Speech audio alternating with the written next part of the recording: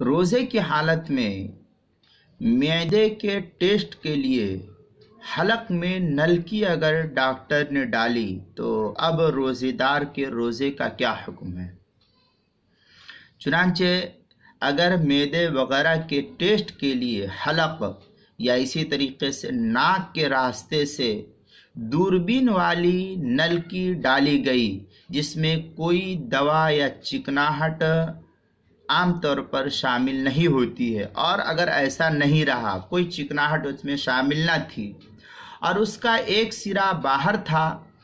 تو محض اس نلکی کے ڈالنے سے روزہ نہیں ٹوٹے گا۔ اور عموماً ایسا ہی ہوتا ہے کہ پیٹ میں جو ڈالا جاتا ہے تو اس پہ کوئی چکناہٹ نہیں ہوتی اور اس نلکی کا ایک سرا جو ہے باہر رہتا ہے۔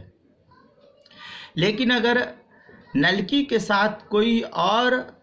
مادہ بھی شامل ہو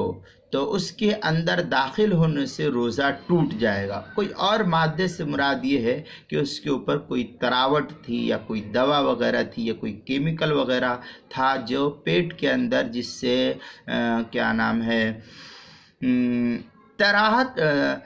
ٹھنڈک محسوس ہو، تراوٹ محسوس ہو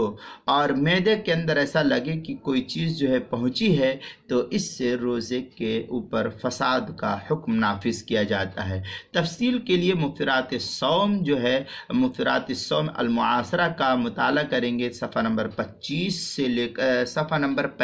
سے لے کر کے 52 تک اس کی تفصیل وہاں موجود ہے، وہاں دیکھ سکتے ہیں۔ کتاب المسائل کی دوسری جلد میں بھی صفحہ 155 پر اس مسئلے کی تفصیل موجود ہے، وہاں بھی دیکھ سکتے ہیں۔ خلاصہ یہ کہ نل کے ڈالنے سے اگر اس پر کچھ نہیں لگا ہوا ہے، سوکھی ہے تو اور اس کا ایک سرا باہر ہے تو روزہ نہیں ٹوٹے گا، اور اگر اس کے اوپر تراوٹ کوئی چیز کی ہے، دوا وغیرہ یا کوئی کیمیکل یا تیل وغیرہ یا اور کوئی چیز کی، پھر وہ نل کے داخل کی ہے تو روزہ ٹوٹ جائے گا۔